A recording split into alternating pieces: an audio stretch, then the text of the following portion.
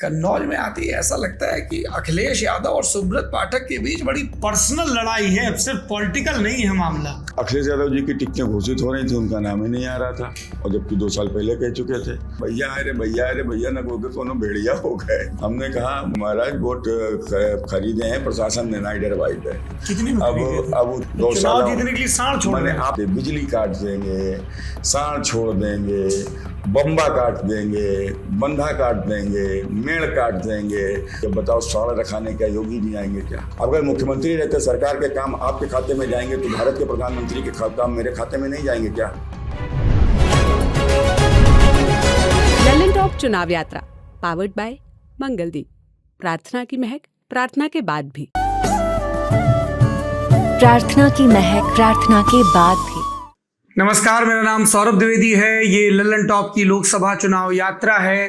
देश में 10-15 अगर ऐसी लोकसभा सीटें हैं जहां पर की कंटेस्ट क्लोज मुकाबला है, जैसे महाराष्ट्र की बारामती की सीट, जैसे छत्तीसगढ़ की कोरबा की सीट, वैसे ही नाम लिया जा रहा है उत्तर प्रदेश में कन्नौज की सीट का। हमारे साथ हैं भारतीय जनता पार्टी के प्रत्याशी और कन्नौज के सांसद सुब्रत पाठक, जिन्हें चुनौती दे रहे हैं उत्तर प्रदेश के पूर्व मुख्यमंत्री और समाजवादी पार्टी के राष्ट्रीय अध्यक्ष अखिलेश यादव। बहुत बहुत स्वागत है आपका। जी नमस्कार सुब्रत जी। एक आपका वीडियो खूब चल रहा था अलग अलग रैलियों में कि हम तलवार भांज रहे हैं, सामने से कोई दिख ही नहीं रहा है। फिर दूसरा कि भैया आ जाएंगे तो ये आ जाएंगे तो फलाने आ जाएंगे। अब तो आ गए अखिलेश यादव भैया उनके समर्थकों के मुताबिक। तो लोग कह रहे हैं कि अब कन्नौज में दादा यानी सुब्रत पाठक वर्सेस भैया यानी अखिलेश यादव, इन दो नेताओं की लड़ाई है। क्या कहेंगे?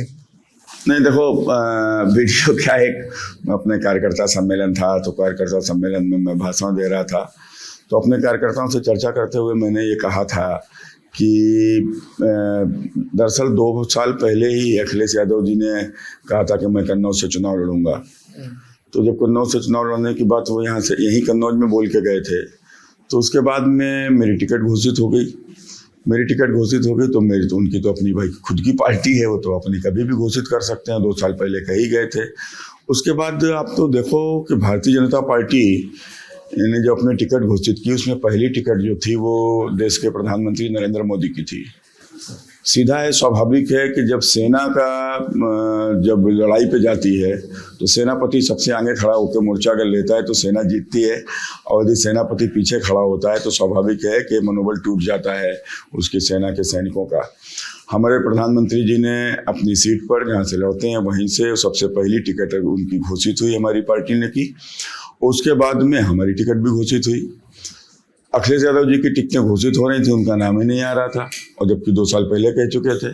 तो इन सब चीज़ों को बात करते करते हमें लगा कि शायद उनको कोई डर है, कोई भय है, या जिस तरीके से चर्चाएं भी आने लगी कि वो चुनाव लड़ना नहीं चाहते, इस बार लड़ना चाहते हैं, तो मुझे लगता कहीं ऐसा ना हो बच के भाग जाएं। तो उसलिए हमने फिर इस बात को अपने कार्यकर्ताओं से चर्चा में कहा था कि चूंकि इनके कार्यकर्ता भी जाके हमारे लोगों के बीच में अब की देखेंगे भैया आ रहे, अब की देखेंगे भैया आ रहे, तो इस तरह इनके कार्यकर्ताओं का माहौल होता है ना कि अब की भैया आ रहे, तो मतलब भैया आ रहे, तो भैया आ रहे भैया न बोल के कोनो भेड़िया हो गए। तो मतलब तो उस आधार पे हमने कहा था, हमने भैया आ गए तो आप मतलब हम तो भैया से खिलाफ लड़ रहे हैं ना, हम किसके खिलाफ लड़ रहे हैं? भाई कोई आदमी उसको डराओ ना कि जो कोई छोटे आदमी से लड़ता हो उसके सामने कोई बड़ा आदमी आ जाए। तो लड़ाई है 2009 अखिलेश के खिलाफ लड़ा, 2014 अखिलेश मुख्यमंत्री थे, उनकी पत्नी डिम्पल के खिलाफ लड़ा, मैंने अखिलेश डिम्पल दोनों से लड़ा। और उसके बाद में फिर 19 में सपा बसपा गठबंधन था, डिम्पल जी लड़ रही थी, तो मैं अखिलेश, मायावती जी और डिम्पल तीनों से लड़ा। तो मेरे को काहे को डरना, अखिलेश आए कोई आए क्या फर्क पड़ता है भाई? हम लोग तो अपने विचार के लिए लड़ाई लड़ रहे हैं, अपने काम के लिए लड़ाई लड़ रहे हैं। हम राम भक्त और ये हमारे ऊपर गोली चलाने वाले। आप लड़ाई का जिक्र कर रहे हैं सुब्रत पाठक जी। कन्नौज लोकसभा में 2 और लड़ाइयों की बहुत चर्चा है। ये वीडियो रिकॉर्ड हो रहा है, बात ऑडियो की करते हैं। सतीश पाल आपकी पार्टी के एक नेता हैं, रुष्ट नेता हैं, आपके समर्थकों ने कहा आपके उनके बीच एक लंबी बातचीत है, उसका ऑडियो है, वो ऑडियो सत्य है? नहीं, देखो सतीश पाल जी मेरे मित्र हैं, मेरी पार्टी में हैं, हमारी पार्टी के नेता हैं। मैनपुरी के चुनाव में भी पूरी ताकत से लगे रहे और संभवतः मैनपुरी में भारतीय जनता पार्टी जीतने भी जा रही है। जिस तरीके की वहाँ से सूचनाएं आ रही हैं, कुछ हमारी उनकी चर्चा हो रही थी किसी एक सब्जेक्ट को लेकर थोड़ा सा, तो खैर वो कन्नौज में लोकसभा टिकट की दावेदारी को लेके आप सिटिंग सांसद। अब देखो वो मेरे मित्र हैं और फिर कोई बात थी, वो कैसे वो भाई हमारी उनकी निजी बात थी। निजी ऐसे बात कैसे मित्र हैं जो अपनी कॉल रिकॉर्ड कर रहे हैं और फिर लीक कर रहे हैं? अब नहीं, देखो कॉल तो किसी को रिकॉर्ड नहीं करना चाहिए। मैं एक बात बताऊं, कॉल रिकॉर्ड करने से आदमी की विश्वसनीयता प्रभावित होती है और स्वाभाविक है। देखो जो व्यक्ति कॉल रिकॉर्ड कर कर किसी को सुनाता है, देखो आप हमारी किससे क्या बात हुई हम आपको बताएं अलग विषय है, लेकिन हमारी जिससे बात हुई उसकी बात रिकॉर्ड करके हम आपको सुनाएं तो फिर ये बहुत खराब बात है। ये आपकी विश्वसनीयता प्रभावित होती है। मैंने जीवन में बहुत से लोग ऐसे हैं जिसे मैंने देखा कि उन्होंने मेरी वार्ता को लिया तो मैंने फिर जीवन में उनसे संबंध ही खत्म कर लिया, क्योंकि जो आदमी के अंदर विश्वसनीयता नहीं, उस आदमी से संबंध रखने योग्यता नहीं। तो अभी सतीश पाल से संबंध है? नहीं, बिल्कुल देखो मेरे संबंध किसी से खराब नहीं होते, मेरी उनकी कोई निजी दुश्मनी नहीं, मेरा उनका कोई आपने ऊपर नहीं, मैंने कोई शिकायत नहीं की। क्यों? जब हमने कहा ना मेरे मित्र हैं, मित्र को एक गलती तो माफ होती है, तो स्वाभाविक है वो मेरे चुनाव में पूरी तरीके से लगे रहे। मुझे कहीं सुनने में नहीं आया कि सतीश पाल जी ने मेरा विरोध किया हो। तो जब उन्होंने मेरा विरोध नहीं किया और उसके बाद मेरा पूरा सपोर्ट किया था, तो ये तो हमारी निजी बात है। हमारे घर में नहीं झगड़ा होता है क्या? निजी बातें तब तक निजी रहती है सांसद जी, जब तक लीक ना हो, सर्कुलेट ना हो। अब वो लीक कैसे हुई? उन्होंने स्वयं की या किसी ने करा दी है? समाजवादी पार्टी, हमने कहा ना कि सपा एक बहुत बड़ा एक उनका एक सिस्टम है और वो पूरी तरीके से, चूंकि वहाँ से उनकी श्रीमती जी हारी तो उसका बदला लेने भी आए हैं अखिलेश जी। तो खैर, तो कुल मिलाकर ये एक क्या षड्यंत्र रहा हो, क्यों रहा हो, कैसे रहा हो, भाई बात थी 15 अगस्त की, लीक हुई अभी 2 महीना पहले, तो ये क्या है मैं नहीं समझ पा रहा हूँ ना। तो इसलिए हमने कहा हमारे मित्र हैं, बस बात खत्म हो गई। अगर उन्होंने भी किया तो एक गलती उनको माफ। अवंती बाई लोधी पूरे समाज के लिए और लोधी समाज के लिए खास तौर पे एक प्रेरक व्यक्तित्व। नहीं, लोधी समाज के लिए नहीं, वो पूरे हिंदू समाज। मैंने इसीलिए कहा कि पूरे समाज के लिए और खासकर भारत समाज के लिए प्रेरक व्यक्तित्व। उनकी मूर्ति को लेके विवाद और उसमें फिर सुब्रत पाठक का एक क्लिप की ऐसे ही नहीं लिया है, पैसा लगा है। क्या पैसा लगा था पहले तो ये बता दीजिए। नहीं, पैसा वैसा का विषय नहीं था। एक्चुअली में मूर्ति का विषय था, तो मूर्ति वहाँ पर हमारे विधायक श्री कैलाश राजपूत जी ने लगवाई। तो चूंकि निजी स्थान पे लगवाई थी तो समझ रहे थे कि हो सकता है कि निजी स्थान पे परमिशन की आवश्यकता नहीं, लेकिन 2008 का एक शासनादेश है और उसमें कोई भी मूर्ति आपने किसी महापुरुष की अपने निजी स्थान पर घर में भी लगाओगे तो भी आपको जो है परमिशन उसकी लेनी पड़ेगी। तो वो बगैर परमिशन लिए उन्होंने मूर्ति लगा दी थी। किसी ने, समाजवादी के किसी नेता ने उसकी शिकायत कर दी आयोग को, तो आयोग से इस चीज़ को फैक्स जो भी अपना सूचना आई डीएम के पास, तो डीएम ने उसको हटाने को बोला। तब तक लड़के वहाँ पर पहुँच गए थे, तो उसको हटाने के नाम पर, चूँकि बरसों से यहाँ पर उनकी हमारे वहाँ के जो लोधी अवंती बाई समिति के जो कार्यकर्ता हैं उनकी एक डिमांड थी, वहाँ मूर्ति 20 साल से उसके मूर्ति के नाम पर राजनीति हो रही थी। तो विधायक जी ने इस बार वादा किया था अपने चुनाव में, तो उन्होंने वहाँ के ऊपर उस मूर्ति को लगवाया। तो जब मूर्ति को वहाँ पर लगवा दिया तो फिर उसको हटाने के लिए लोग किसी प्रकार से तैयार नहीं थे। खैर वो जिस प्रकार से फिर विधायक जी का फ़ोन आया, विधायक जी चूँकि अब हम लोगों से बहुत बड़े भी हैं और हम लोग उनका बहुत सम्मान भी करते हैं, तो उन्होंने बुलाया। तो हमारे जो संयोजक हैं श्री नरेंद्र राजपूत जी, हम और हमारे जिलाध्यक्ष वीर सिंह जी, हम लोग सब लोग वहाँ के ऊपर पहुँचे। तो वो सब अपने ही लोग थे, तो सबको उनको समझाने का प्रयास किया। तो उसे समझाने में उतने में हमारी वार्ता चल रही थी। तो उन्होंने कहा दादा और ये बात, और जिला पंचायत में वोट तो 6 ही थे, 16 निकले, तो वो तो प्रशासन करा ही देते, ये सब नहीं करा। तो कुल मिलाकर वो प्रशासन को, और जो पंचायत चुनाव में चूँकि यहाँ रहा है समाजवादी पार्टी के समय से कि जिला पंचायत को प्रशासन के दम पर उसको प्रभावित करना, या तो प्रधान जीतता कोई था, सर्टिफिकेट किसी को दे दिया जाता था, तो ये सब चलता था सपा की सरकार में। तो उसी संदर्भ में हमने कहा, मतलब बात उसी संदर्भ में बात आई, हमने महाराज वोट खरीदे हैं, प्रशासन ने नहीं डरवाई दे। तो हमारा कार्यकर्ता सूरज राजपूत की इस प्रकार की बात जो हो रही थी।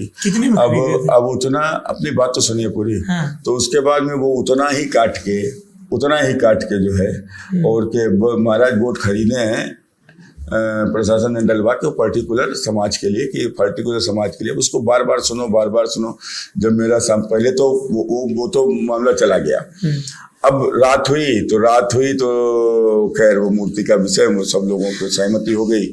मैं वहाँ से चला गया था तो विधायक जी सब लोग आपस में तो मूर्ति को पास में रख दिया कि भाई हम परमिशन ले लेंगे। तो हमने कहा भी हमने भाई 2 दिन में परमिशन मिल जाए। हमने रानी अवंतीबाई के आशीर्वाद से बनी सरकार और सरकार में क्या परमिशन नहीं मिलेगी कि हमने 2 दिन में लाकर सरकार परमिशन देंगे। 2 दिन में परमिशन मिल गई और मूर्ति लग गई। तो मूर्ति लेकिन उस दिन जब मूर्ति रात में ये विषय हुआ उसके बाद दूसरे दिन सवेरे पूरा उस सांसद ने अवंतीबाई की मूर्ति हटवाई। इस तरीके से सोशल मीडिया पर एक कैंपेन चलने लगा जबकि मेरे से कोई लेना देना नहीं। न मैं मूर्ति लाया, न मैंने मूर्ति लगाई, न मैंने मूर्ति हटवाई, कुछ मेरा लेना देना नहीं। मैं तो अपने कार्यकर्ताओं को वहाँ समझाने गया था कि चूंकि प्रशासन से टकराव ना हो, मूर्ति थाने ना चली जाए। विधायक जी ने हम लोगों से कहा था कि भैया अगर मूर्ति थाने में चली जाएगी तो फिर कोर्ट में मामला जाएगा, वर्षों चलता रहेगा। हमने बहुत मेहनत से श्रद्धा से ये मूर्ति बनवाई है। वास्तव में मूर्ति बड़ी खूबसूरत है। तो उसी संदर्भ में खैर तो फिर मूर्ति का सुबह इस तरीके से कैंपेन चल गया कि सांसद ने मूर्ति हटवाई, भाजपा सरकार ने मूर्ति हटवाई। स्वाभाविक है भाई उनकी श्रद्धा होती है। फिर चूंकि वो पर्टिकुलर लोधी समाज की हैं तो लोधी समाज की श्रद्धा और ज़्यादा है उनके प्रति, तो एक स्वाभाविक है खराब लगना था। तो लेकिन लोगों को सच्चाई मालूम नहीं थी। खैर वो मूर्ति लग गई। मूर्ति लगने के बाद हम लोगों ने उसमें माल्यार्पण वगैरह सब किया और उसके 2 दिन बाद की घटना। फिर उसके बाद तीसरे दिन सवेरे उन्हें तब तक ये ऑडियो वायरल, उन्हें सुब्रत पाठक ने सांसद ने लोधी वोट खरीदने की बात कही। और तब तो आप कह रहे थे जिला पंचायत के संदर्भ में बात चल रही थी, जिला पंचायत के संदर्भ में। और फिर उसके बाद में खैर फिर ये बात जो ये वीडियो जो ऑडियो क्लिप जो चलाई गई, वीडियो क्लिप सॉरी, तो उसमें बस इतना ही है कि वोट खरीदे हैं महाराज, प्रशासन ने नहीं डराए। अब क्या खरीदा, किसका वोट खरीदा, कौन सा वोट खरीदा, किसने खरीदा, क्यों खरीदा, ये कुछ नहीं, बस पर्टिकुलर समाज को लेकर। और फिर बात ये साजिश तो सब साबित हुई जब अखिलेश यादव ने अपने बयान में कहा। अब अखिलेश यादव ने बगैर तथ्य के कोई बात अपने बयान में आरोप लगा के, तो आपने राजनीति में इतना गिर जाओगे कि पर्टिकुलर समाज के लिए इस प्रकार की बात करोगे। आपने तो सीधे सीधे समाज के लिए बात कही, आपने अपने वोट के लिए, मैंने तो नहीं कहा। और बात तो साबित तब हुई जब वो ये होली के पहले की घटना है। होली के दिन उन्हीं की पार्टी के पूर्व ब्लॉक प्रमुख उदय राजपूत, उनकी पार्टी के वो होली के दिन बैठे हैं अपने घर में या अपने किसी मिलने वाले के घर में, और बातों में आपस में उनके मुंह से निकल रहा है कि वो तो सांसद जी ने जिला पंचायत की बात कह रहे थे और सांसद जी कोई लोधी वोट खरीदो एक बात थोड़े ना कह रहे थे। वो 2 लोग आपस में बैठे, वो वीडियो भी है मेरे पास, अभी आपको दे दूंगा। तो वो वीडियो अभी 5-6 दिन पहले कहीं से आया कि किसी ने दिया, उन्होंने उसको भी बुरा लगता था। भाई देखो यहाँ पर लोधी समाज एक भावना के साथ में, भाजपा के साथ में जुड़ा हुआ है। देखो जिस प्रकार से लोधी अवंतीबाई जी ने इस देश के लिए अपने प्राण त्याग दिए, उसी प्रकार से बाबू कल्याण सिंह जी ने राम के लिए अपनी कुर्सी त्याग दी। तो ये दोनों त्याग पुरुष हैं, तो स्वाभाविक है वो महापुरुष थे, ये महापुरुष हैं।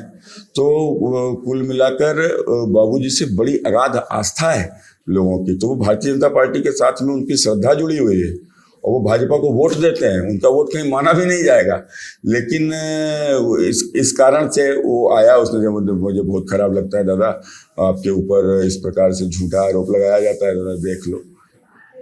तो उसने वो जब वीडियो दिया तो वीडियो वायरल हुआ, तो अब उल्टा लोग उनको ही, अब जिसको पता चलता है तो वो समझ जाता है कि हाँ भाई सच बात है। भाई वोट तो यार वो खरीदा जाता है जो वोट मिलता नहीं है, और जो वोट 100% भाजपा ही है और उसके बाद में वो कौन खरीदेगा। इसीलिए इस बार आपके जो बिल्ले भी बने हैं आपके कार्यकर्ताओं लगा रखे हैं, उसमें ऊपर अटल बिहारी वाजपेयी जी की फोटो है, बाबू कल्याण सिंह जी की फोटो है, नीचे नरेंद्र मोदी जी और योगी आदित्यनाथ जी की फोटो है। देखो अटल जी और बाबू जी, हम लोगों को दोनों से बहुत अगाध श्रद्धा है और इन दोनों ने मिलकर ही कहीं ना कहीं भारतीय जनता पार्टी को यहाँ जीवन दिया है और दोनों ने ही अपना अंतिम समय भारतीय जनता पार्टी में ही गए हैं, भाजपा के झंडे पर लिपट कर गए हैं। बाबूजी ने तो अपने भाषण में कहा था, मैं भाजपा के झंडे में लगा, भावुक भाषण था उनका। और शायद उसको उस रैली में मैं भी था और 1 लाख के ऊपर की संख्या रही होगी, सारे लोग रो रहे थे। तो कुल मिलाकर आप समझो बाबूजी किसी जाति के नेता नहीं है, बाबूजी तो समस्त हिंदू समाज के नेता हैं। जिसको भी राम से श्रद्धा है, जो भी राम को मानता है, उन सब के नेता बाबूजी हैं। तो कुल मिलाकर बाबूजी से आस्था है और स्वाभाविक है कि ये हम लोग एक ही परिवार के हैं और कभी जो गलती हमने की नहीं उसका दंड हमको क्यों मिलेगा। बस इतना और बता दीजिए सांसद जी, लोधी समाज के लिए तो आपने नहीं कहा था, पर जिला पंचायत में कितना खर्चा हो रहा था मेंबर ये बात जिला पंचायत की समाजवादी पार्टी की सरकार की बात चल रही थी। एक्चुअली में समाजवादी सरकार में उस समय पर जब मैं जेल में था तब हमारे 7 जिला पंचायत के सदस्य थे और 7 में 5 ही वोट हमको मिले थे, 2 वोट जो है हमारे चले गए थे। तो उसी संदर्भ में बात चल रही थी। अच्छा, सुब्रत पाठक जी के चुनाव की चर्चा हो रही, जब शहर में आते हैं, शहर आपका मजबूत गढ़ है, तब नगर पालिका अध्यक्ष के चुनाव की भी चर्चा होने लगती है कि इतनी लोकप्रिय भाजपा, सांसद भाजपा का, विधायक भाजपा का और नगर पालिका में भाजपा का अध्यक्ष, जो कि सुब्रत पाठक जी के दूर के रिश्तेदार भी हैं, वो हार जाते हैं। यहाँ जो पहले अध्यक्ष थे अग्निहोत्री जी, वंदे मातरम, उनकी नेतागिरी खत्म हो जाती है और बसपा का कैंडिडेट जीत जाता है। आपके पार्टी के भीतर के विरोधी फुसफुसाए स्वर में कहते हैं सांसद जी के आशीर्वाद के बिना ये मुमकिन नहीं था। देखो, कन्नौज का समीकरण इस बार कुछ इस प्रकार का था कि जो नया क्षेत्र जुड़ा है, वो नया क्षेत्र में एक मुस्लिम आबादी बहुत अधिक हो गई है। तो करीब करीब 25,000 के आसपास मुस्लिम है। उसके बाद में फिर करीब बसपा का जो मतदाता है, जो बहुजन समाजवादी पार्टी को वोट करता है, उसका भी वोट करीब करीब 14,000 है। तो ये दोनों वोट मिलकर लगभग आधे से अधिक वोट हो जाते हैं। तो जब आधे से अधिक वोट हो गए और हम लोगों ने खैर प्रयास किया, तो यहाँ पर समाजवादी पार्टी लड़ी नहीं है चुनाव। समाजवादी पार्टी ने अपने जिलाध्यक्ष जो कलीम खान है, इनको टिकट दिया और समाजवादी पार्टी को मात्र 2,000 से भी कम वोट मिले, जबकि कैंपेन में अखिलेश यादव स्वयं यहाँ के ऊपर आए थे। तो समाजवादी पार्टी का जो यादव वोट था, वो यहाँ पर एक समाजवादी पार्टी का नेता है लोकल स्तर का, तो उसने वो वोट जो है अपना इसको हाजी को दिला दिया था, हाजी रईस को। तो वो वोट और उसके बाद में बसपा का वोट और प्लस उनका अपना मुस्लिम वोट, और फिर कहीं ना कहीं वहाँ के ऊपर बहुत सी कुछ चीज़ें ऐसी रहीं कि उस समय पर जो एसपी था और जो यहाँ के ऊपर कुछ अधिकारी 1-2 और भी थे, वो भी कहीं ना कहीं या तो कुछ हमारे कैंडिडेट से खुन्नस रही होगी उनकी, या व्यक्तिगत हो सकता है भाई हमसे ही कोई बात की खुन्नस रही हो, या हमारी पार्टी से रही हो, तो उनका रोल अच्छा नहीं रहा। ऐसे अधिकारी हैं जो योगी आदित्यनाथ सरकार के तैनात किए हुए हैं और अब देखो, उससे खुन्नस खाए थे। देखो, अधिकारी सारे नहीं होते हैं। आज जितने भी, मुझे कहने में संकोच नहीं है, हो सकता है किसी को बुरा लगा हो, लग जाए, लेकिन ज़्यादातर मैं देख रहा हूँ कि जो यादव समाज के जो अधिकारी हैं, वो चाहे किसी भी पद के ऊपर बैठे हुए हैं, तो वो एज ए पूरी तरीके से लोकतंत्र की अवहेलना करते हुए, मतलब जो कानून की अवहेलना करते हुए और पूरा समाजवादी पार्टी के एजेंट बनकर काम कर रहे हैं। और वो पार्टी के नेता अखिलेश यादव कहते हैं कि संविधान बचाना है। तो आप समझ सकते हैं ये किस प्रकार के दोगले चरित्र के लोग हैं, इसकी शायद शब्दों में बयान नहीं कर सकते। एक लाइन मैन है तो लाइन काट कर किस प्रकार से आदमी को नुकसान किया जाए। अभी स्पष्ट यहाँ पर एक पोस्ट एक वायरल है जिसमें समाजवादी पार्टी के लोग आपस में बात कर रहे हैं कि जानवर छोड़ो। एक जानवर छोड़ते हुए कुछ लोग पकड़े भी गए। जितना भी अरबा कटरा हमारा एक लोकसभा के क्षेत्र में आता है, उसके आसपास मैनपुरी के जो बॉर्डर है, मैनपुरी में चुनाव खत्म हो गया तो मैनपुरी में ज़्यादातर जो बाज़ारें हैं पशु, वो उन्हीं की बाज़ारें हैं। और उसमें जो है जिस प्रकार से उन लोगों ने वहाँ के जानवर ला के सांड और ये सब जो इधर छोड़ दिए हैं, मैंने 5-7 दिन 10 दिन पहले नहीं थे, अब 4-5 रोज में आ गए। कहाँ से आ गए हैं? गौशाला जीतने के लिए सांड छोड़ मैंने, आप समझो ना कि कुल मिलाकर जनता का नुकसान होगा जनता भाजपा सरकार को गाली देगी। अब बताओ साड़ रखाने का योगी जी आएंगे क्या? मैंने एक इस प्रकार का एक वो नैरेटिव बनाने का ये लोग, मैंने कितना गिरे हुए लोग हैं आप सोच नहीं सकते। बिजली काट देंगे, साड़ छोड़ देंगे, बम्बा काट देंगे, बंधा काट देंगे, मेड़ काट देंगे, कुछ भी कैसे भी किसी का नुकसान, भैंस चोरी करवा देंगे, गाय चोरी करवा देंगे। तो बाबा की सरकार है, उसका डंडे का इतना दम है कि उस डंडे से इनको डर है, नहीं तो ये लोग जीने नहीं देते हैं। गरीब आदमी को, कमजोर आदमी को, अंडा वाले का अंडा पलट दिया, मूंगफली वाले की मूंगफली खा ली, चाट वाले का चाट खा ली, मांगा तो कंटाप दिया।